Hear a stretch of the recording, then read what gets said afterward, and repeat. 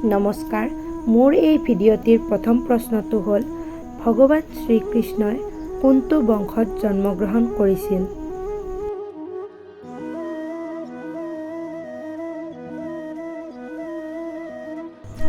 শুদ্ধ উত্তৰটো হ'ল যদু বংশ।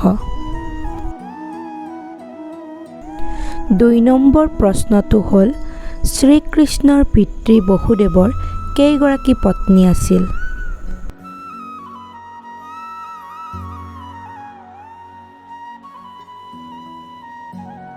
শুদ্ধ উত্তৰটো হ'ল 16 গৰাকী। ৩ নম্বৰ প্ৰশ্নটো হ'ল ভগৱান শ্ৰীকৃষ্ণৰ মোমায়েকৰ নাম কি আছিল?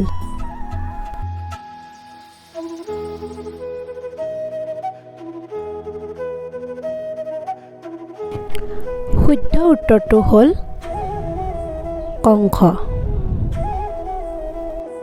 ৩ নম্বৰ প্ৰশ্নটো হ'ল বলৰামক জন্ম দিয়া মাতৃগৰাকীৰ নাম কি?